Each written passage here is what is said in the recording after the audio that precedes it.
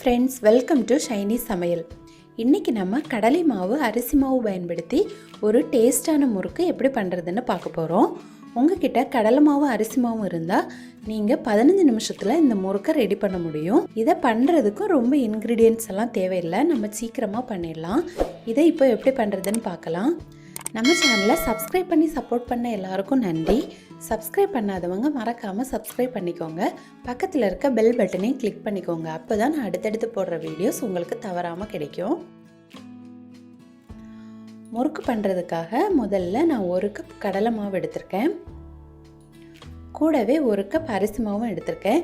நீங்கள் எந்த கப்பில் கடலை மாவு எடுக்கிறீங்களோ அதே கப்பில் அரிசி மாவும் எடுத்துக்கோங்க. கூடவே 1 டீஸ்பூன் மிளகாய்த்தூள் சேர்த்துருக்கேன். உங்கள் காரத்துக்கு ஏற்ற மாதிரி நீங்கள் சேர்த்துக்கோங்க. 1/2 டீஸ்பூன் பெருங்காயத்தூள்,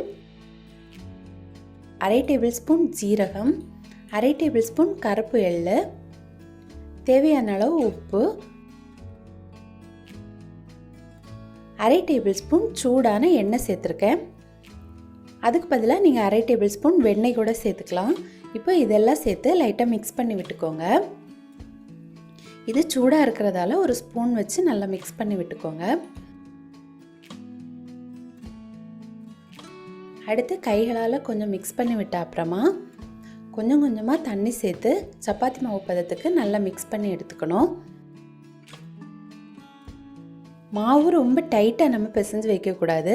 அந்த மாவை தொட்டு பார்த்தா நல்லா சாஃப்டாக இருக்கணும். ரொம்ப டைட்டாக இருந்துச்சுன்னா முறுக்கு ரொம்ப ஹார்டாக இருக்கும். அதனால் சாஃப்டாக பிசைஞ்சு வச்சுக்கோங்க. அப்போ முறுக்குமே சாஃப்டாக இருக்கும்.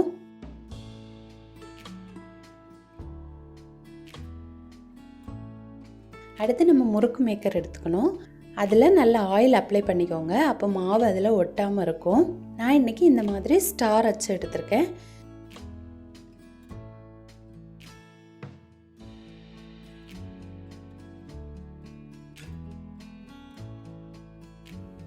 அடுத்து தேவையான அளவு மாவு சேர்த்து முறுக்கு சுற்றி எடுத்துக்கலாம்.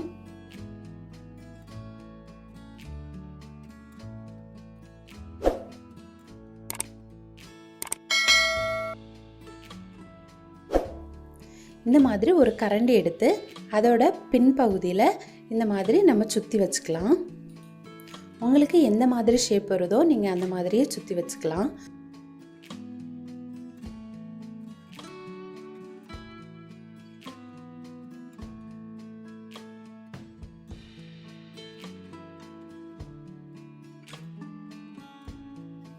அடுத்து இதை சூடான எண்ணெயில் சேர்த்து பொரிச்சு வச்சுக்கலாம். ஒரே டைம் 3 முறுக்கு வரை நம்ம சுட்டு எடுத்துக்கலாம்.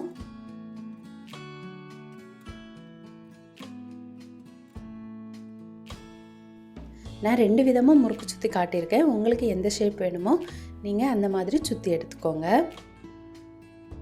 இப்போ இதையும் எண்ணெயில் சேர்த்துடலாம்.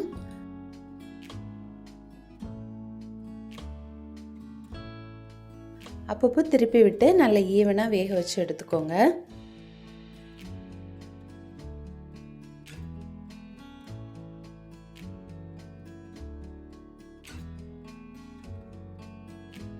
இப்போ நம்ம முதல்ல போட்ட முறுக்கு நல்லா ரெடி ஆகியாச்சு.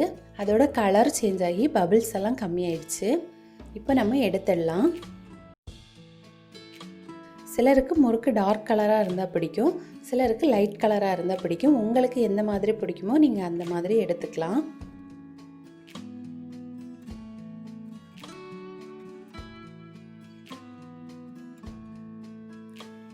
இப்போ நான் எல்லா முறுக்கும் சுட்டு எடுத்துட்டேன். 1 கப் கடலை மாவு 1 கப் அரிசி மாவில் கிட்டத்தட்ட 25 முறுக்கு இந்த ஷேப்பில் கிடச்சி. முறுக்கு பண்ணுறதுக்காக ரொம்ப டைமெல்லாம் செலவு பண்ண வேண்டாம். இந்த மாவெல்லாம் இருந்துச்சுன்னா நம்ம 15 நிமிஷத்தில் இந்த முறுக்கை ரெடி பண்ணிடலாம்.